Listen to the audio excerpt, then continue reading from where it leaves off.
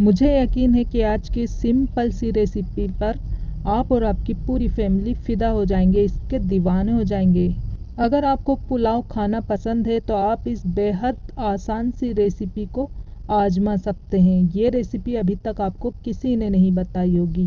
पुलाव तो आपने कई तरह के खाए होंगे, वेज भी और नॉन वेज भी, लेकिन आज की ये जो वेज पुलाव की रेसिपी है ना, एकदम धांसू है, मस्त है भाई। इसे आप एक बार आजमाएंगे ना तो बार बार इसे बनाने को आपका मन चाहेगा। तो चलें, ज़्यादा देर ना करते हुए फटाफट से इसे बनाना स्टार्ट करते हैं। इस पुलाव को बनाने के लिए सबसे पहले तो मैंने बासमती चावल लिया है। सफ़ेद बासमती चावल का यूज़ किया है। आप कोई सा भी मीडियम दाने वाला, सोना मसूरी या लंबे दाने वाले सफ़ेद बासमती का यूज़ भी कर सकते हैं।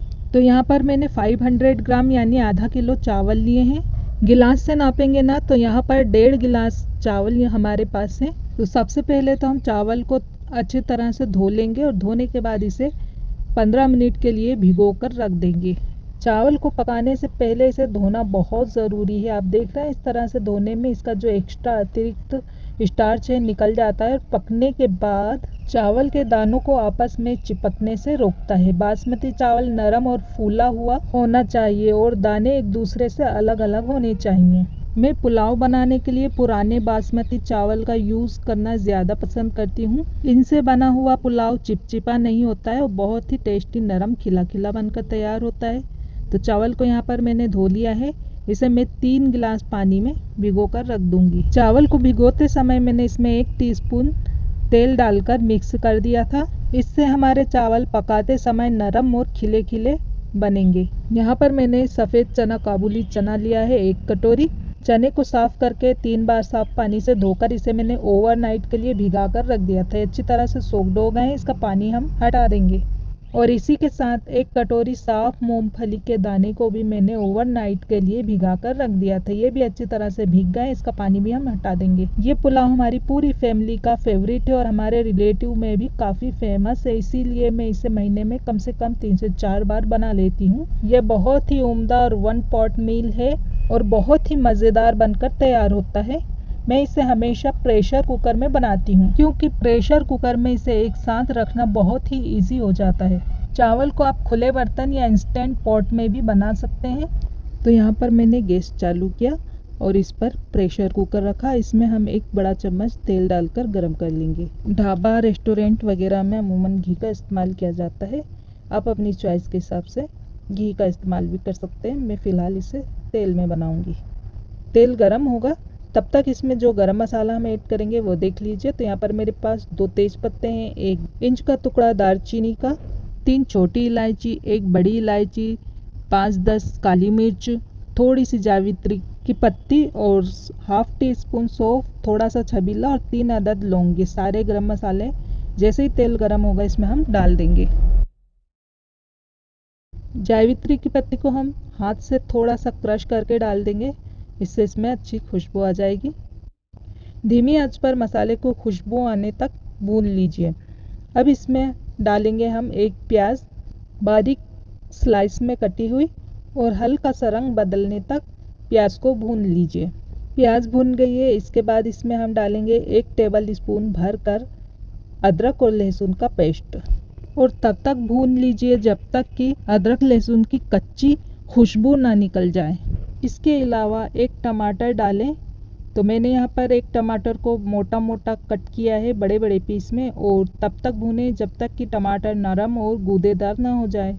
टमाटर को भूनने के बाद आँच को पूरी तरह से स्लो कर दीजिए। अब इसमें हम ऐड करेंगे पाउडर मसाले। तो यहाँ पर मैं ले रही हूँ 1 टीस्पून धनिया पाउडर, 1½ टीस्पून लाल मिर्च पाउडर।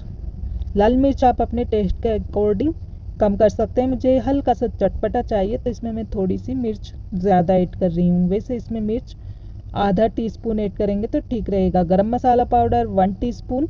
ये गरम मसाला पाउडर मेरे घर का बना हुआ है। आप बाज़ार से कोई सा भी गरम मसाला लेकर इसमें ऐड कर सकते हैं।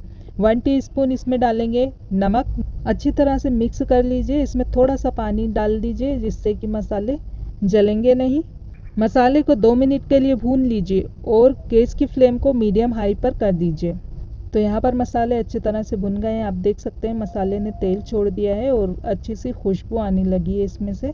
अब इसमें डाल दीजिए आलू। तो यहाँ पर मैंने एक आलू को छील कर इसके बड़े बड़े पीस कट कर लिए हैं और साथ में इसमें हम डाल देंगे काबुली चना और मूंगफली के दाने जो हमने रात भर भिगो कर रखे थे। अच्छे से मिक्स कर लेंगे और मूंगफली के दाने, काबुली चने और आलू को हम 3 से 4 मिनट के लिए धीमी आंच पर भून लेंगे मसाले में, जिससे इसमें से मसाले की बहुत अच्छी सी खुशबू आने लगेगी। तो कुकर को हम एक प्लेट से कवर कर देते हैं और बीच बीच में इसे हम चलाते रहेंगे।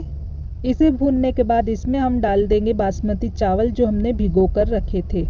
तो पानी के साथ ही इसमें मैं इसे डाल दे रही हूँ। चावल पकाने के लिए चावल हम 1 भाग ले रहे हैं तो 2 भाग हमें पानी लेना है। जैसे यहाँ पर मैंने 500 ग्राम चावल लिए तो इसके लिए मैं यहाँ पर 1 लीटर पानी इसमें यूज़ करूँगी। गिलास से नापने पर ये 1.5 गिलास के करीब चावल निकले थे, तो यहाँ पर 3 गिलास चावल आप नाप कर डाल दीजिए। नमक डालेंगे तो नमक हम पहले भी डाल चुके हैं मसाले के हिसाब का। अब हम डालेंगे इसमें चावल के हिसाब का नमक। तो यहाँ पर मैं 2 टीस्पून और ऐड कर रही हूँ। आप अपने टेस्ट के हिसाब से इसमें नमक ऐड कीजिए। अच्छे से मिक्स कर देंगे। मैं आमतौर पर इस रेसिपी में चावल को मजबूत और अकड़े होने की बजाय नरम पसंद करती हूँ, जैसा कि आमतौर पर रेस्तरां में बनाया जाता है।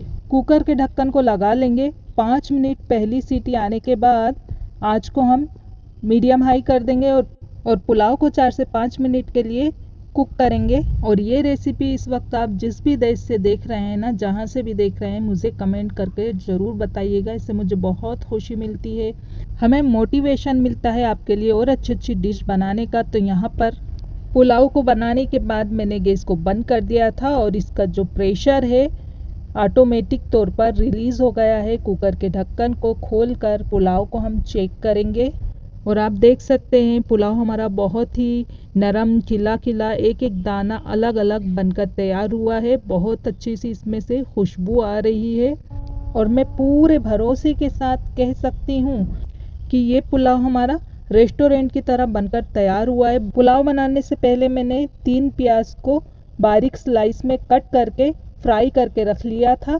ये प्याज इसमें डालेंगे। बिरयानी में हम परत लगाते समय प्याज का इस्तेमाल करते हैं, लेकिन पुलाव में हम प्याज का इस्तेमाल बाद में करेंगे, क्योंकि पहले अगर इसका इस्तेमाल करते हैं ना तो पुलाव का कलर भी ख़राब हो जाता और प्याज हमारी घुल जाती। एक बात आपने और नोटिस की होगी कि यहाँ पर मैंने तेल का बहुत कम यूज़ किया है। अमूमन इसमें तेल का बहुत यूज़ होता है। बहुत अच्छी सी खुशबू है, बहुत टेस्टी बनकर तैयार होता है। तो चले बिना देर किए फटाफट से इसे हम सर्व करते हैं। इस पुलाव को खीरे के रायते, प्याज टमाटर के रायते, पापड़ और अचार के साथ सर्व कीजिए।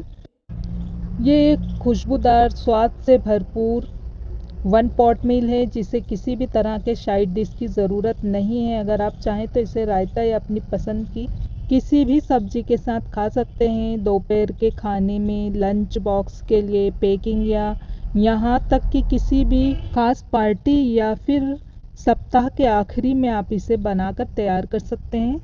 ये वेज पुलाव मेरी और मेरे परिवार की पसंदीदा रेसिपी है, तो इसे ट्राई कीजिए और मुझे फीडबैक ज़रूर दीजिएगा। वीडियो पसंद आई हो तो लाइक, शेयर और सब्सक्राइब करना नहीं भूलिएगा। नेक्स्ट वीडियो में इसी तरह की मज़ेदार रेसिपीज़ आपके लिए लाती रहूँगी। तब तक के लिए अलविदा, अल्लाह हाफिज़।